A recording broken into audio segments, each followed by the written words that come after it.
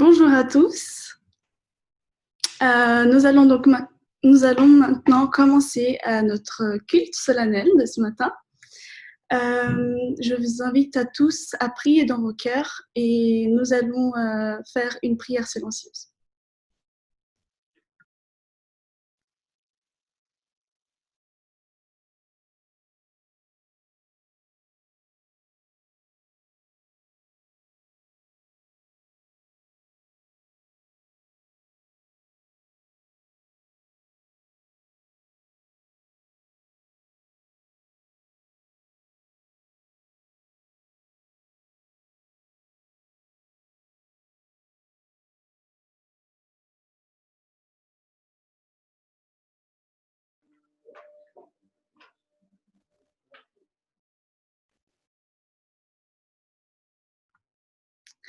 Je vous invite donc maintenant à louer le Seigneur. Nous allons chanter le chant « Grand Dieu, nous te bénissons ».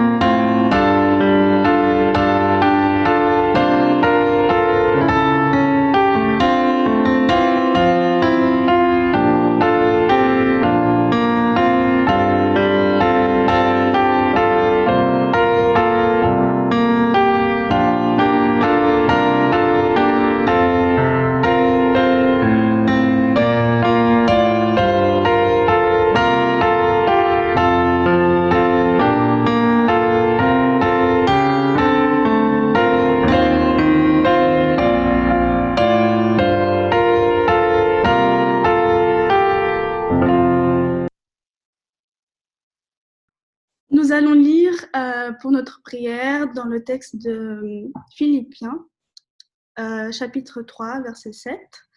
Et juste après, nous aurons une prière par le frère Marcos. Donc il est écrit « Mais ces choses qui étaient pour moi des gains, je les ai regardées comme une perte à cause de Christ. » Prions avec le frère Marcos.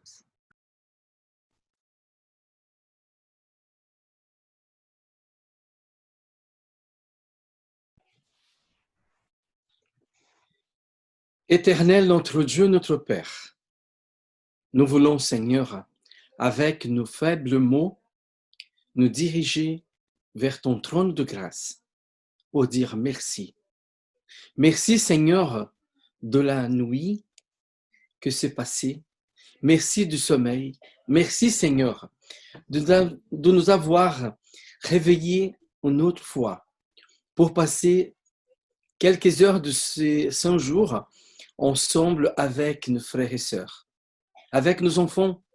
Et nous, Seigneur, venons dans ce moment de grâce, dans ce moment béni, nous diriger à toi, Seigneur, avec louange et avec nos mots dans cette prière. Seigneur, viens bénir le culte, viens bénir le message. Bénis, Seigneur, aussi la personne qui va nous transmettre ta parole. Seigneur, fais que ta parole puisse produire des bons effets, des bons résultats dans nos vies, dans notre foi, et de nous faire grandir dans la foi et dans la confiance en toi, Seigneur. Seigneur, pardonne aussi nos péchés. Aide-nous avec ta parole, avec ton message aujourd'hui, de devenir plus que vainqueurs. Nous te supplions, Seigneur, de rester avec nous pendant ce moment du culte. Nous voulons te demander de rester avec nous et que le Saint-Esprit vienne diriger tout le programme.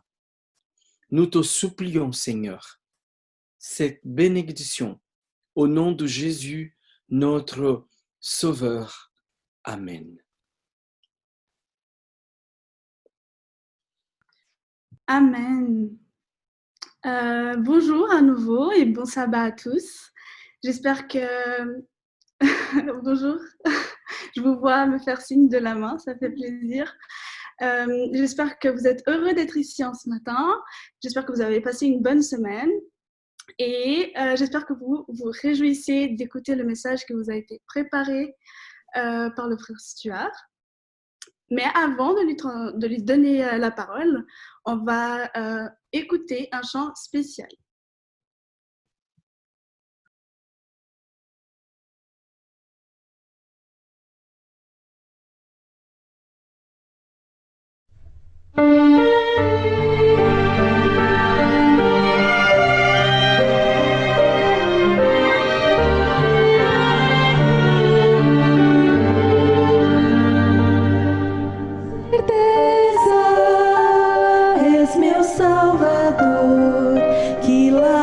Cruz morreu por mim, meu pecador, humilhado, pôs em meu lugar. Quão grande amor, como entender? Aleluia, diga Senhor, por ser tão imenso dom.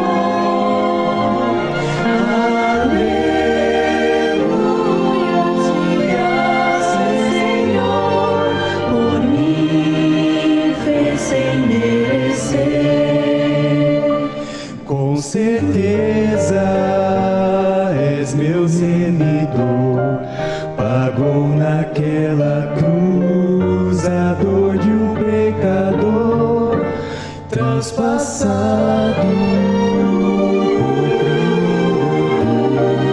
por quão grande amor, como entender, venci pela força do perdão, venci o seu amor, e ainda que me convém sofrer, recusa a tua graça. Muito grato, sigo meu viver, levando aos corações a luz do teu querer. sim, sou grato ao que fez por mim. Quão grande amor, como entender Que esse amor transforme todo o ser.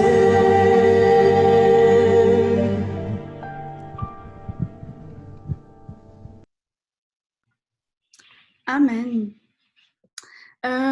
Je vais maintenant vous inviter, chacun d'entre vous, à participer de ce culte. et à aider l'œuvre du Seigneur, donc à donner de tout cœur, à être généreux, et ainsi vous pourrez aider l'avancement de cette œuvre. Donc soyez généreux et utilisez le QR code qui va être affiché sur vos écrans. Et on va chanter pour nos offrandes le chant « C'est mon joyeux service ».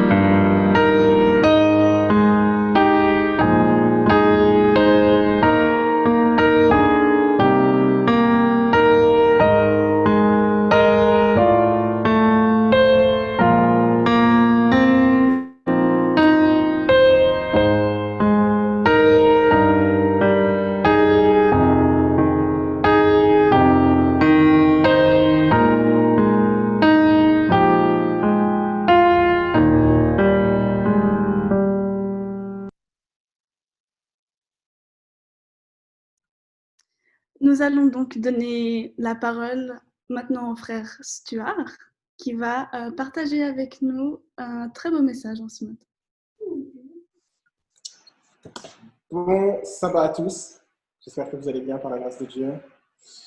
Je suis content d'être avec vous ce matin. Je suis un peu moins présent et c'est bien aussi comme je suis moins présent.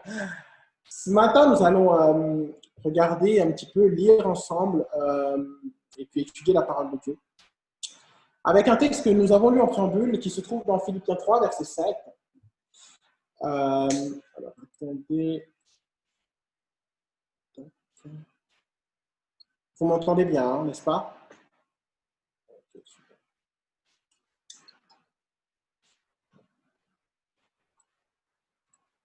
Voilà. Donc, dans Philippiens 3, verset 7, et il est écrit, mais ces choses qui étaient pour moi des gains, je les ai regardées comme une perte à cause de Christ. Ces choses qui étaient pour moi des gains, je les ai regardées comme une perte à cause de Christ.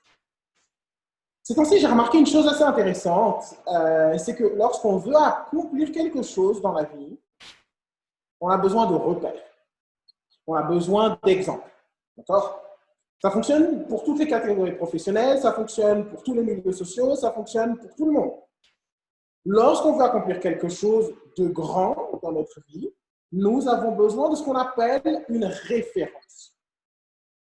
Je me souviens, lorsque j'étais en école d'architecture, ma référence était un architecte italien que très certainement Valeria et Marcellé connaissent très bien.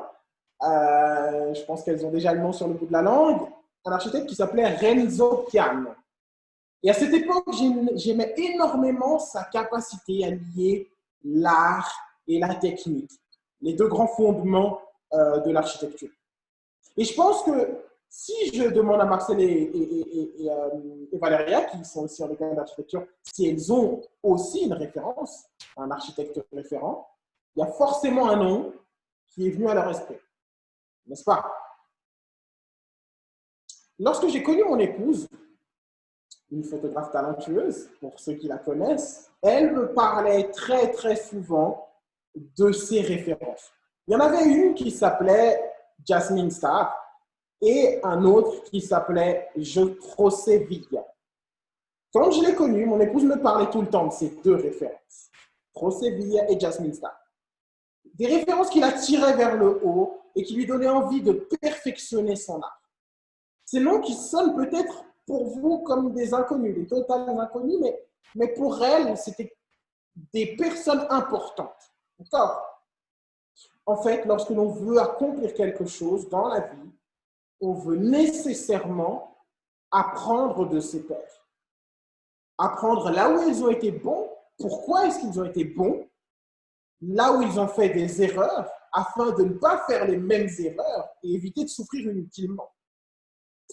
Alors, ce matin, j'aimerais vous parler d'une personne que j'admire énormément dans la parole de Dieu. Une de mes références, on va dire, l'apôtre Paul. Pour moi, après, bien sûr, notre Seigneur Jésus-Christ, l'apôtre Paul, c'est un des meilleurs enseignants que l'on puisse trouver dans la parole de Dieu. Vous savez, je vais faire une petite parenthèse qui va peut-être être un petit peu longue, je ne sais pas, je vais essayer d'être court. Vous savez, très souvent, j'ai entendu des gens me dire « Ah, mais moi, je ne sais pas prêcher. Ah, mais je ne sais pas parler en public. Ah, je ne sais pas faire telle ou telle chose. » Certainement ont déjà peut-être même utilisé cette phrase ou l'ont entendu de certaines personnes. Et d'ailleurs, moi-même, le premier, j'ai utilisé cette phrase. J'ai déjà dit, des fois, on m'a demandé de faire quelque chose, j'étais là, ah non, mais je ne peux pas faire. Ah non.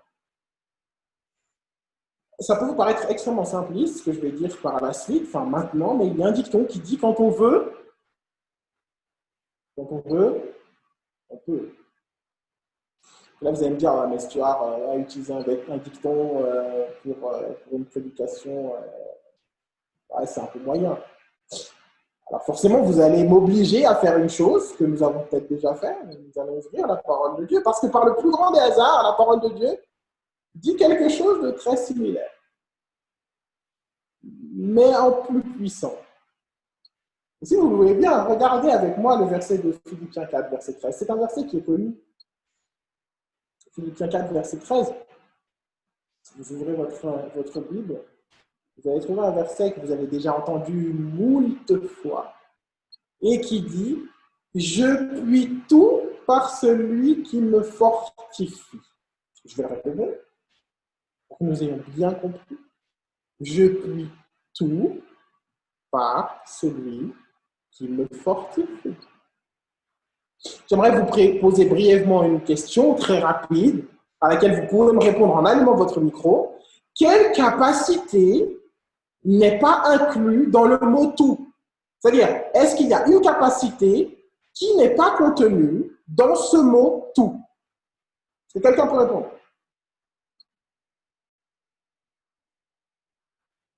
Ne soyez pas timide, hein, ça ne sert à rien.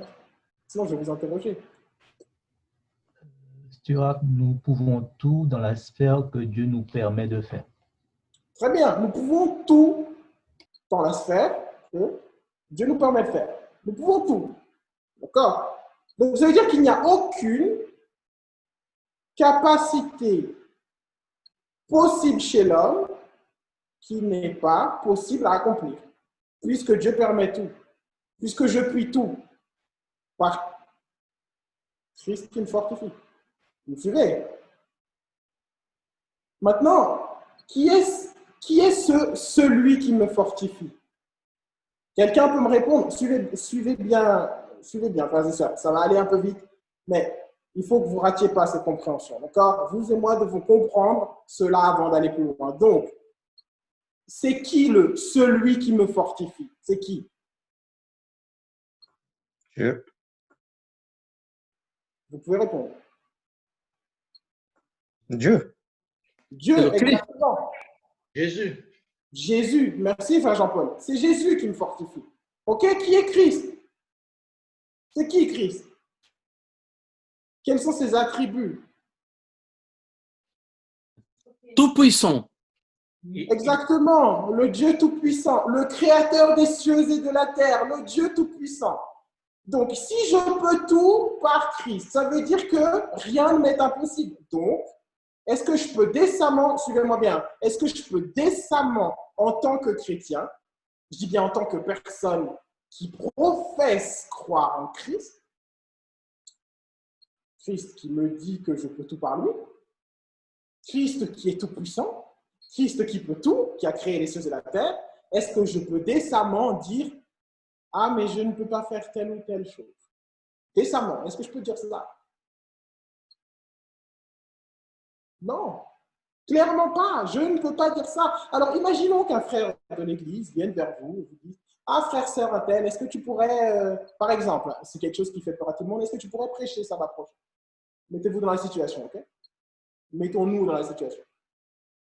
Alors, il y a plusieurs réponses possibles. La première, qui est selon moi la plus logique, serait de dire « Je n'ai pas encore appris à le faire, mais par la puissance de Christ, je vais y arriver. » C'est une réponse qui est honnête pour un croyant, ok? Parce qu'en fait, tout, absolument tout, s'apprend dans la vie. Et si tout s'apprend dans la vie, et que Christ, le Dieu Tout-Puissant, est avec moi, et que je suis désireux d'apprendre, alors rien ne m'est impossible. Vous me suivez? Et puis, il y a une autre réponse qui est possible, qui est peut-être moins appropriée, on va dire pour un croyant, peut-être moins appropriée pour un croyant, okay? Mais qui est tout à fait honnête, et qui serait de dire « Je ne veux pas ».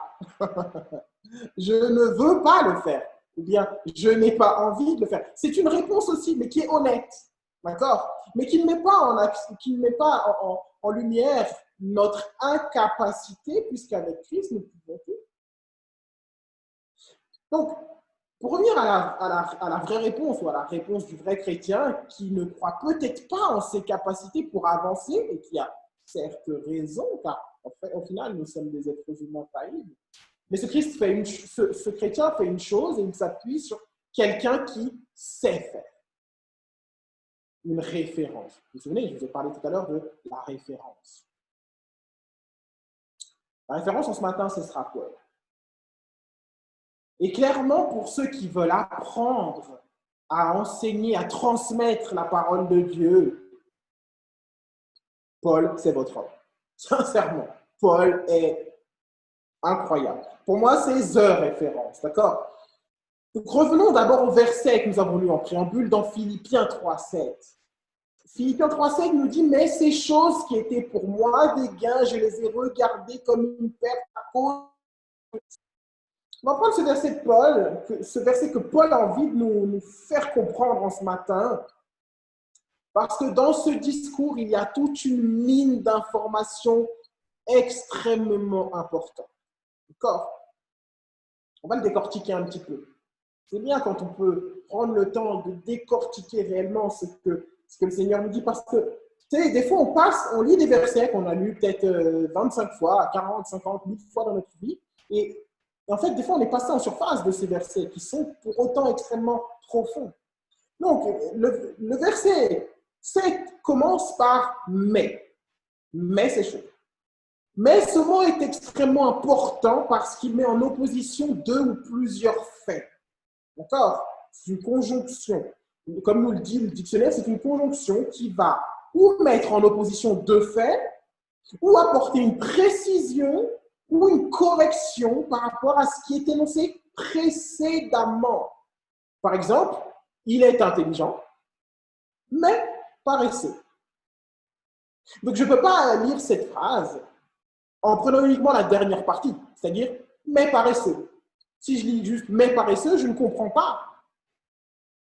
Je dois forcément lire ce qui précède. Il est intelligent, mais paresseux. Donc là, on voit bien que l'apôtre Paul veut qu'on puisse regarder ce qu'il y a avant. Mais ces choses qui étaient pour moi. Mais ces choses. Donc, ces choses. Mais quelles choses? De quelles choses est-ce qu'il parle? Et pour qu'on puisse comprendre vraiment de quoi est-ce qu'il parle, quand il dit vraiment que ces choses sont devenues insignifiantes, il faut que nous allions avant. Donc, nous allons lire ensemble, au chapitre 3 toujours, les versets 4 à 6. Je vous laisse le temps de chercher dans votre parole, dans votre Bible, les versets qui sont juste avant. Donc, Philippiens 3, versets 4 à 6. Et là, on voit un petit peu de quoi il est en train de parler, l'apôtre Paul. Et il nous dit, quoi que je puisse, moi aussi me confier en la chair. Si quelqu'un croit pouvoir se confier en la chair, je le puis encore davantage. Moi, circoncis le 8e jour, de la race d'Israël, de la tribu de Benjamin, hébreu, né d'hébreu, quant à la loi, pharisien, quant aux zèle, persécuteur de l'Église, quant à la justice selon la loi, irréprochable. Donc, il y a un point central dans tout ce que dit Paul ici. Et ce qu'on doit comprendre, c'est qu'il, lui, il peut se confier dans sa chair. Et il nous donne toute une liste de faits qui font qu'il puisse se confier en lui-même. Il dit circoncis le 8e jour. Donc il a grandi selon les traditions judaïques de la race d'Israël. Donc pour lui, il appartient à la race élue. Il est de la tribu de Benjamin. Il est hébreu. Il a le passeport hébreu. Il est né d'hébreu, c'est-à-dire que son père et sa mère, non plutôt, sa mère et son père sont hébreux. Parce que vous savez, dans la religion juive, c'est la mère qui transmet le caractère hébreu, entre guillemets, et non pas le père. C'est la mère. Donc, lui, il dit né d'hébreu. Donc, de la mère et forcément du père. Persécuteur de l'Église, donc occupé à la tâche la plus noble quand on est de la race élue par rapport aux autres religions. Irréprochable face à la loi, connaissant tous les rites et les mettant en pratique au pied de la lettre. Et tout ça veut dire que pour lui, il mérite le salut. Tout ça font qu'il mérite le salut bien plus que nous tous. Bien plus que tous les autres. Tout ça, c'est son CV qu'il amène dans n'importe quelle entreprise on l'embauche. Mais continuons la lecture du verset 7. Car pour Paul, ces choses étaient un gain. Regardons relisons le verset 7. Mais ces choses, qui étaient pour moi des gains. Okay? Des gains. Et là, il est important aussi que nous puissions bien comprendre ce mot gain. Le vrai sens du mot gain dans ce verset. Par rapport à tout ce que nous avons lu, nous comprenons que le mot gain qu'il emploie ici n'est pas le fait de gagner quelque chose. Parce que l'apôtre Paul n'a pas gagné sa nationalité juive. Il n'a pas gagné le fait d'être de la tribu de Benjamin. Il est né dans la tribu de Benjamin. Donc, le mot gain ici n'est pas le fait que, vous savez, comme par exemple, on parle à la loterie de gagner un gain à la loterie. D'accord? Ça se fait par chance. Mais tout le discours de Paul à propos de son CV, il montre sa légitimité. Donc, ici, il n'est pas question de gain, mais plutôt le mot gain veut dire bénéfice ou privilège. Donc, si nous reprenons le verset 7, mais toutes ces choses qui étaient pour moi des bénéfices, toutes ces choses qui étaient pour moi des privilèges. Et moi, c'est l'attitude de Paul qui est intéressante maintenant, parce que toutes ces choses qui étaient des privilèges, l'apôtre Paul décide de faire une chose avec. Il dit, je les ai regardés comme une perte. Comme une perte. Cette partie du verset est très importante. Et détaillons-la un petit peu elle aussi pour mieux comprendre. Il utilise le pronom « je ». L'apôtre Paul décide de lui-même de faire ce choix. Je décide de les regarder. Et c'est la base de tout avancement spirituel, mental, social et j'en passe. Il décide. Sans ce pas de décision, nous allons rester nous-mêmes au même endroit pendant des décennies, chers frères et sœurs. Et le texte qu'avait lu le frère Jean-Paul pendant la semaine de prière, il était question de la volonté humaine. Nous n'avons rien que nous puissions donner à Dieu. Rien. Réellement, nous n'avons rien de bon en nous. Mais nous avons une chose que nous pouvons lui donner. Et si nous donnons cette chose à Dieu, il est capable de faire tout. Et cette chose, c'est notre volonté. À partir du moment où nous donnons notre volonté à Christ, Christ peut faire des miracles avec. Donc, sans ce premier pas, cette première décision venant de notre cœur, nous ne pourrons pas avancer, frères et sœurs. Et nous avons besoin de prendre des décisions concernant notre être. D'accord?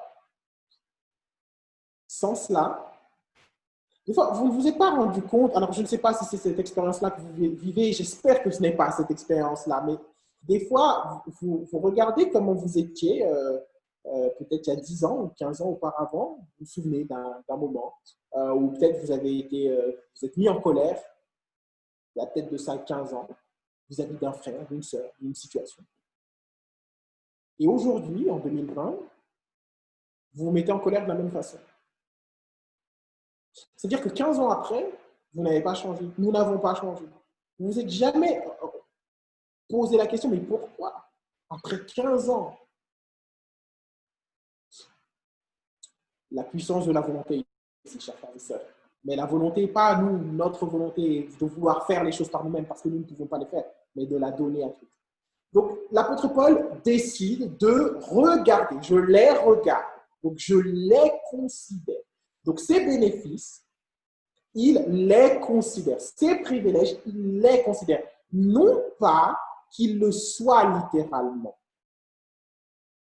Une perte, comme on va voir juste après.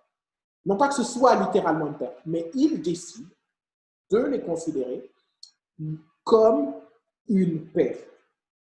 Et le mot perte, ici, est très intéressant parce qu'en fait, quand on prend son origine, ce mot perte en grec, il se dit zémia. Et ce mot veut dire dommage. D'accord? Quand on prend maintenant la définition française du mot dommage, on tombe sur des choses assez intéressantes.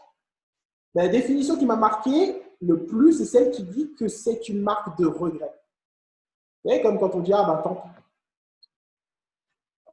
Ou bien on dit un dommage occasionné ou un dégât occasionné. Donc, tout ça pour nous dire que, en fait, Paul décide de regarder tout son CV spirituel, tout son CV et toute sa personne comme étant un dégât matériel. Je veux dire, c'est comme s'il regardait son CV et disait tout ça, c'est dommage. Tous ces bénéfices-là, c'est dommage. Comme s'il les regrettait. Et tout cela à cause de Christ, frères et sœurs. Parce qu'en face de Christ, quand il prend son CV et qu'il le met à côté de Christ, il se rend compte qu'il n'a aucune valeur. Il se rend compte que son CV n'a aucune valeur, frères et sœurs. Et pourtant, il nous dit de le suivre. L'apôtre Paul nous dit bien dans Corinthiens 11, « Soyez mes imitateurs comme je le suis de Christ. » Vous voyez un petit peu ce qu'on disait au début, la référence. Sa référence à l'apôtre Paul, c'est Christ. Donc, si l'apôtre Paul nous dit d'être ses imitateurs, c'est que nous avons besoin de l'être. Mais cela veut aussi dire que nous avons peut-être, comme lui, une trop haute opinion de nous-mêmes. Comme lui, il l'avait. Et vous allez me dire que, non, histoire, ça va, on n'a pas non plus une trop haute opinion de nous-mêmes, on n'est pas trop mal. Et, lisons ensemble le texte. C'est un texte que vous connaissez. Je suis sûr que quand je vais donner la référence, il y en a même le frère Jean-Paul, le pasteur. Vous tous, vous allez déjà savoir le dire par cœur, parce que c'est un texte connu. Mais pour vous dire que nous avons clairement une trop haute opinion de nous-mêmes, Apocalypse 3, Apocalypse 3, 17. Apocalypse 3, 17 nous dit quoi? Le pasteur a prêché sur ça il y a peut-être de ça un mois. Car tu dis, je suis enrichi, je me suis enrichi et je n'ai besoin de rien. Si ce n'est pas avoir une trop haute opinion de nous-mêmes, dites-moi qu'est-ce que c'est. Et en fait, tu ne connais pas que tu es malheureux et misérable, pauvre, aveugle et nu. Nous avons une trop haute opinion de nous-mêmes. Je n'ai besoin de rien, sonne étrangement comme le CV de l'apôtre Paul. Et j'aimerais que nous prenions le temps ce matin parce que des fois, nous considérons que notre CV a de la valeur quand nous le présentons à Christ. Circoncis le 8e jour, comme l'apôtre Paul. Moi, je me suis fait baptiser dans l'église très jeune, à mes 18 ans, même avant. N'est-ce pas? On a déjà entendu cette phrase-là, peut-être même nous le disons. Je suis de la race d'Israël. Moi, je suis adventiste. De la tribu de Benjamin. J'ai été baptisé par tel pasteur. Toi, tu as été baptisé par qui? Moi, j'ai été baptisé par tel pasteur qui était président de la conférence générale à l'époque. Hébreu, je suis réformiste depuis des années. Tu peux pas te comparer à moi. Né d'Hébreu. Moi, mes deux parents sont nés dans la réforme. Moi, mes deux parents sont nés dans la réforme. Attends, si ce n'est pas un bon CV, ça. Persécuteur de l'Église. Je défends ma religion avec, je vais utiliser un terme peut-être un peu limite, mais avec bec et ongle. Vous savez, des fois, on défend notre religion avec beaucoup de véhémence. Mais nous avons lu dans la semaine de prière, la semaine dernière, à quel point nous devons imiter le Seigneur Jésus-Christ. Même dans la défense de la vérité. Irréprochable face à la loi. Je m'habille comme il faut. Je me coiffe comme il faut. Je respecte la réforme vestimentaire, la réforme alimentaire, ça fait des années.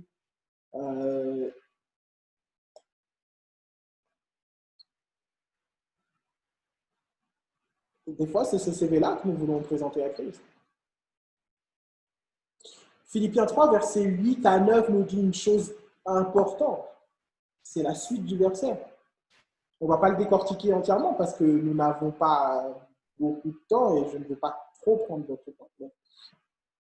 Philippiens 3, versets 8 à 9 nous dit « Et même, je regarde donc toute chose comme une perte à cause de l'excellence de la connaissance de Jésus-Christ, mon Seigneur, pour lequel j'ai renoncé à tout et je les regarde comme de la boue afin de gagner Christ. »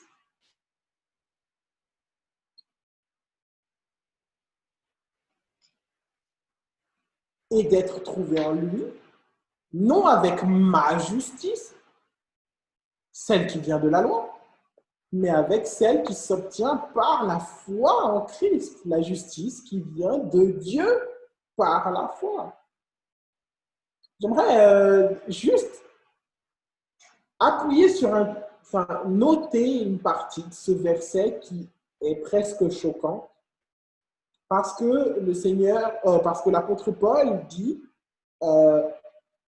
donc que j'ai renoncé à tout et ces choses, donc je les regarde comme de la boue. Et le texte français ici, c'est de la boue. D'accord? Et vous me direz, la boue, c'est pas super. Je vais dire que c'est pas super. Mais clairement, si vous devez sortir et que vous devez malencontreusement marcher dans de la boue, même si vous avez vos belles chaussures, vous allez faire attention. Mais vous allez quand même marcher dedans.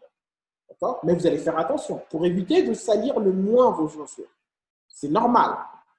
Imaginons qu'on fasse la petite balade du sabbat après-midi et puis qu'on parte. Effectivement, le temps est un peu pluvieux. Il a plu, il y a un petit peu de boue, on va essayer d'éviter la boue. Malheureusement, on ne va pas pouvoir toujours l'éviter, mais on va faire attention. Donc, le texte français ici, c'est de la boue. Mais le texte grec n'est pas exactement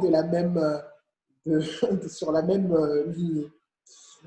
Le texte grec ici, c'est skobalon. Et il veut dire tout déchet comme excrément d'animaux, rebut, chose indigne, sans valeur et détestable. C'est un petit peu plus fort que de la boue quand même. Un tout petit peu plus fort. Et je doute que nous ayons envie de marcher dans ce genre de choses. Et pourtant, l'apôtre Paul dit bien une chose qui est extraordinaire. Tout mon CV, je le regarde comme de la boue, comme quelque chose de détestable à cause de l'excellence de la connaissance de Jésus-Christ. Ce qui importe, frères et sœurs, c'est ce que Paul a expérimenté là.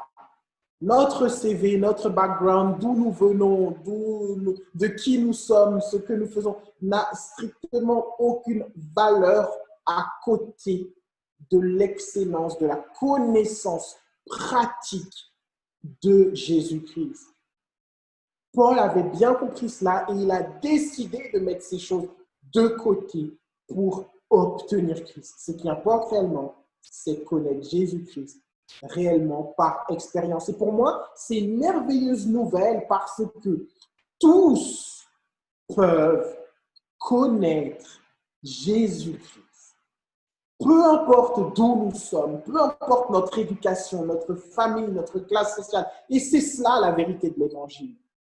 Les premiers disciples, et je me souviens quand l'apôtre Pierre a été confronté à, vous vous souvenez, cette vision de la nappe où il y avait tous ces animaux, le Seigneur lui a dit, tue et mange. Et Pierre a dit, mais je ne peux pas, ces animaux sont impurs. Et là, le Seigneur nous montre à quel point cette vérité de l'Évangile, elle est pour tous. Et c'est ce qui est merveilleux, chers frères et sœurs. Elle est pour tous. Je pensais encore cette semaine, une chose, je crois que j'en ai discuté avec ma mère et on discutait effectivement des décisions que certains gouvernants prennent. Et je lui disais, j'ai prié le Seigneur pour que ces gens se repentent avant qu'il soit trop tard. Peu importe les mauvaises décisions, le mal qu'ils font aujourd'hui, nous avons une espérance, qui est l'espérance du salut. Et nous attendons le Seigneur qu'il revienne. Et nous voulons hâter sa venue. Mais ces gens-là ne connaissent pas suffisamment cette vérité, cette merveilleuse vérité de l'Évangile qui dit que nous pouvons tous avoir accès au salut. Et encore hier, j'ai eu une réunion avec mes patrons et à midi, ils nous ont, comme c'était la dernière journée du bureau, ils nous ont offert le repas, etc.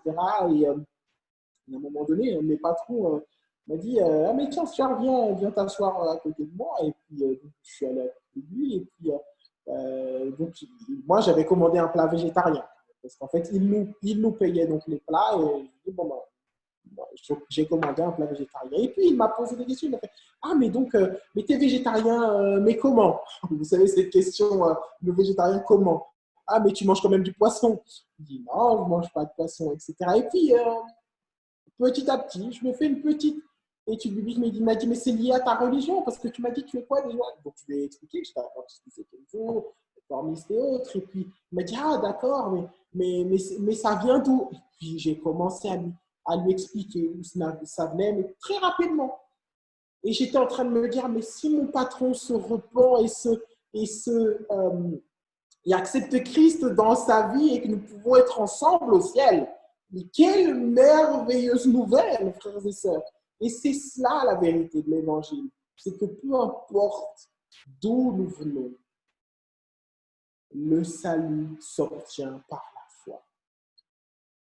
Regardez ce que dit 1 Corinthiens 2, verset 2. Et c'est vraiment, je trouve cette attitude de l'apôtre Paul qui est extraordinaire. J'aime énormément ce verset. Car je n'ai eu la pensée de savoir parmi vous autre chose que Jésus-Christ et Jésus-Christ crucifié. L'apôtre Paul ne veut rien savoir d'autre à part Jésus-Christ et Jésus-Christ crucifié parce que C'est ce qui nous donne tout, frères et sœurs. C'est ce qui nous donne accès à l'éternité. C'est ce qui nous donne l'accès au changement de notre caractère, au changement de notre vie. C'est ce qui nous donne accès à tous les bienfaits que Dieu a en réserve pour nous. Jésus-Christ crucifié. Ce matin, dans la leçon, j'allais dire la servante du Seigneur, mais oui, la servante du Seigneur, Valéria, elle disait tout à l'heure, si nous ne comprenons pas tout ce que Christ a fait pour nous avec ça, nous ne comprendrons jamais. Mais l'évangile est quelque chose d'extraordinaire, chers frères et sœurs. Nous puissions comprendre à quel point ce qui a de la valeur, c'est cette expérience quotidienne, chrétienne, cette connexion permanente avec Christ. Il le dit bien, sans moi, vous ne pouvez rien faire. Mais par contre, avec moi, vous pouvez tout faire. Mais vous avez besoin de rester connectés. D'accord? Connectons-nous au réseau du ciel. D'accord? Par la parole de Dieu. Mettons le Wi-Fi du ciel tous les jours. C'est ce dont nous avons besoin, nous connecter en permanence. Parce que si nous sommes connectés en permanence à Christ, nous allons vivre une expérience de quelqu'un qui est connecté. Et cette personne qui est connectée à Christ, elle ne vit plus pour elle. Elle vit pour Christ. Et d'ailleurs, c'est Christ qui vit en elle. C'est Christ qui vit en moi. Chers frères et sœurs, c'est une expérience que Paul a vécue et que nous pouvons vivre nous aussi à partir de maintenant. Que le Seigneur puisse nous bénir, nous garder, nous amener à la pleine compréhension de son évangile. Parce qu'à partir du moment où nous comprendrons réellement, alors le monde sera transformé. Les gens devront prendre une position à notre contact. Ils ne pourront pas rester dans une espèce de demi-position. Je vous donne un conseil en ce matin, c'est que la Bible est remplie d'exemples, la Bible est remplie de références, la Bible est remplie de mentors, comme on dit. Nous avons besoin chacun d'un mentor. Si nous voulons accomplir quelque chose de bien sur cette terre, nous avons besoin d'un exemple. Et la Bible est remplie d'exemples. Il y a les Abraham, il y a les Élie, il y a Paul, il y a les Pierre, les Jacques, les Jean, les David. Que nous puissions décider aujourd'hui de prendre une référence par rapport à ce que nous voulons accomplir pour Dieu sur cette terre, dans cette vie, ici pour l'instant. Vous verrez que lorsque nous serons au ciel, nous pourrons aller voir cette référence. Nous pourrons lui dire, « Ah Paul, j'ai tellement aimé quand tu as fait telle chose. » Nous pourrons discuter avec Paul. Nous pourrons discuter avec Pierre. Nous pourrons discuter avec ces gens qui ont été nos références et qui nous auront aidés à comprendre l'amour de Dieu pour nous, à comprendre l'évangile du salut. En tout cas, c'est ma prière pour que nous puissions réellement grandir, frères et sœurs. Grandir, devenir des nouvelles personnes. 2020 est passé, 2020 est fini, frères et sœurs. 2020 est près de terminer. Mais quand nous regardons notre vie en 2020, qu'avons-nous accompli? Qu'avons-nous accompli que le Seigneur puisse dire « c'est bien, bon et fidèle serviteur ». Est-ce que pour nous, nous sommes…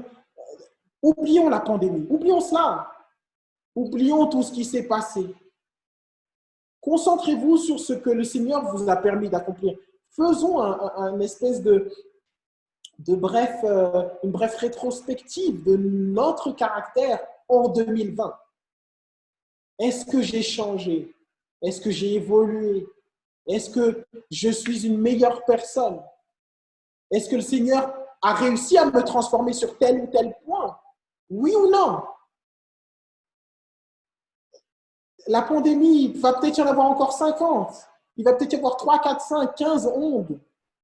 Mais est-ce que c'est ça l'important? Non, frères et sœurs. Ce qui est important, c'est ce qui est produit en nous aujourd'hui. Nous devons faire cette rétrospective de cette année 2020. Qu'ai-je accompli pour mon Seigneur en 2020? Jusqu'à aujourd'hui, 19 décembre. Et cette année est passée très très vite, vous avez remarqué. Le temps passe de plus en plus vite. Qu'est-ce que moi, Stuart, Karel Stuart, Sita, j'ai accompli pour mon Seigneur? Est-ce que les gens qui sont autour de moi connaissent Dieu? Est-ce qu'ils te connaissent, Seigneur? Si je n'ai rien accompli pour le Seigneur, il n'est pas trop tard, frères et sœurs. Mais nous avons besoin de faire comme l'apôtre Paul. Décider. 2021 peut-être va nous voir, ou peut-être que nous n'allons pas voir 2021.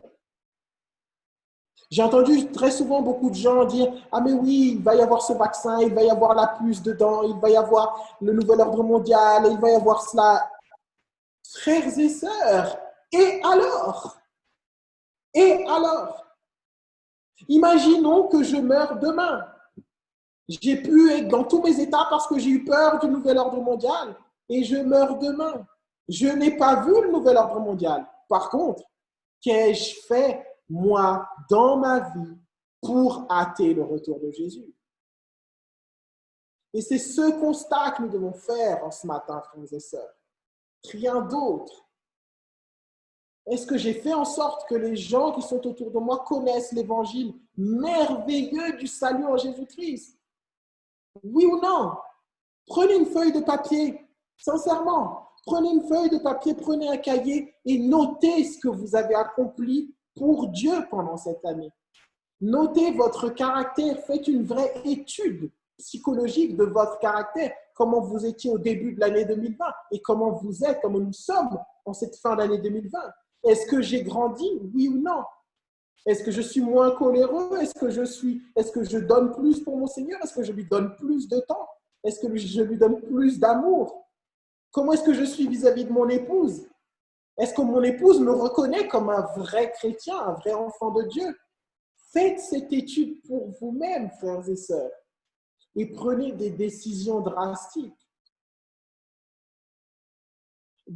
J'ai l'impression, et c'est peut-être une expérience que je suis en train de faire en ce moment avec mon épouse, mais nous vivons des fois notre vie en mode automatique. Nous nous levons le matin, nous allons au travail, nous revenons le soir, nous allons plus, nous allons nous coucher. Mais est-ce que nous sommes acteurs de notre vie? Est-ce que nous sommes acteurs de notre vie pour glorifier Dieu dans notre vie? Est-ce que nous faisons des plans pour cela? Et c'est là que j'aimerais que nous puissions, frères et sœurs, réellement nous positionner. Comme je le disais, ce qui se passe au dehors, c'est un fait. Nous sommes confrontés à ce qui se passe. Mais sommes-nous des êtres différents? La sanctification est une œuvre quotidienne. Est-ce que nous nous sanctifions quotidiennement? Prenons une feuille et notons-le. Est-ce que les gens autour de nous voient que nous avons changé depuis ce début d'année 2020? Nous avons réellement besoin de faire ces choses, frères et sœurs, parce que sinon, nous allons continuer 2021 pareil. Et nous allons avoir peur parce qu'il y a une pandémie, et parce qu'il y a encore une onde, et parce qu'il y a un vaccin, et parce qu'il y a ci, et parce qu'il y a ça. Est-ce que nous sommes différents des gens du monde en étant comme ça? Non! Alors que nous avons une espérance merveilleuse et nous avons peur d'un vaccin, nous avons peur de ci ou ça. Nous ne pouvons pas agir comme les gens du monde si nous avons Jésus-Christ. Frères et sœurs, que réellement le Seigneur nous aide, car c'est aujourd'hui, dans la semaine de prière, il était écrit, si aujourd'hui vous entendez ma voix, frères et sœurs, n'endurcissez pas vos cœurs. C'est aujourd'hui que nous devons changer, car demain ne nous appartient pas. Aujourd'hui nous appartient. On entend souvent, vous savez, des gens dire « Ah, il faut vivre le moment présent ». C'est vrai. Le moment présent nous appartient. Le futur ne nous appartient pas. Le futur appartient à Dieu. Et c'est pour cela que comme il appartient à Dieu, nous n'avons aucune raison d'être anxieux. Nous n'avons aucune raison d'avoir peur. Le passé est déjà passé. Mais le passé nous aide à pouvoir modifier notre présent. pour que notre présent ait des répercussions dans le futur. Que le Seigneur puisse réellement nous bénir, frères et sœurs, et qu'aujourd'hui, nous prenons la décision d'avancer. Mettons de côté notre CV, mettons-le de côté et attachons-nous uniquement à l'excellence de la connaissance de Jésus-Christ dans notre vie pratique. C'est ma prière pour chacun d'entre vous et pour moi-même. Amen. Amen. Merci, le frère Stuart. C'est vrai que maintenant, nous n'avons plus aucune excuse, n'est-ce pas? Le frère Stuart nous a donné les 2 ingrédients nécessaires pour la réussite en soi. La volonté, la connexion avec Jésus. C'est tout ce qu'il nous faut pour réussir à accomplir des choses merveilleuses dans nos vies personnelles et aussi dans la vie de ceux qui nous entourent. Donc, c'est ce que je souhaite à chacun d'entre nous, que nous puissions vivre des transformations incroyables, des choses incroyables dans nos vies grâce au pouvoir transformateur de Jésus. Je vous invite maintenant à louer le Seigneur avec le chant « Entre tes mains, j'abandonne ».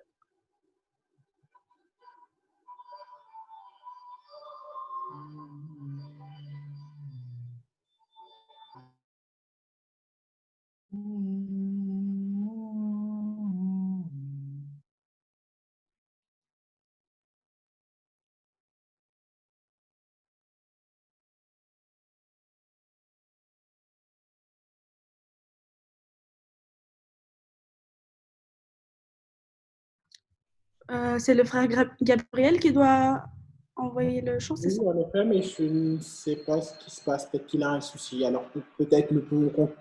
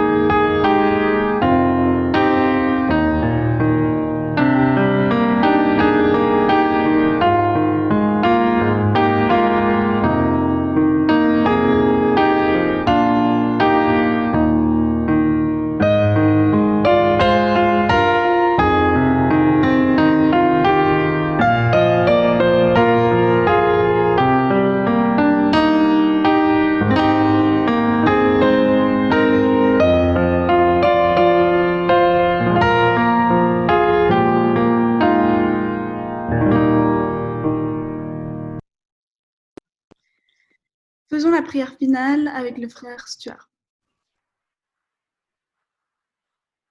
Ô Éternel, notre Dieu, notre Père, à cet instant, nous venons abandonner tout entre tes mains. Nous voulons te donner tout ce qui est nous, nous voulons te donner notre cœur, nous voulons te donner notre volonté, Seigneur, afin que tu en fasses ce que tu veux, Père. Nous savons que nous avons peut-être tardé dans l'application de ces principes, de ces conseils que tu nous as donnés déjà depuis des années. Peut-être que nous avons tardé et Seigneur, nous en sommes tellement désolés, mais tu nous aimes tellement que tu nous acceptes quand même. Tu nous aimes tellement que tu veux quand même nous accepter en ce matin alors que nous avons été traînés, Seigneur. Merci, Père, de nous accepter malgré tout. Merci pour ce sacrifice de Jésus-Christ pour nous, pour que nous puissions avoir cette connexion avec toi et pouvoir changer, pour pouvoir devenir de nouvelles créatures, Seigneur. Fais de nous de nouvelles créatures. Fais de nous des personnes qui ne sont plus les mêmes, Seigneur. 2020 est passé, maintenant 2021 peut-être est devant nous. En tout cas, aujourd'hui, nous voulons être ces personnes updatées, Seigneur, des chrétiens 2.0 qui réellement changent, sont transformés totalement, Seigneur, de nouvelles créatures.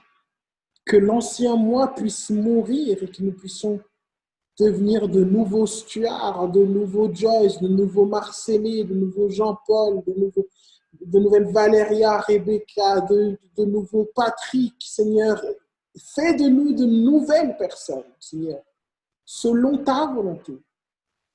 Personne ne nous abandonne pas. Je ne devrais même pas dire ça parce que tu ne nous abandonnes pas. C'est nous qui t'abandonnons. Oh Seigneur, aie pitié de nous. Nous voulons te donner en ce matin notre volonté, Seigneur. Nous t'en supplions, prends-la. Nous savons que tu ne peux pas la prendre de force, mais nous voulons te la donner, Seigneur.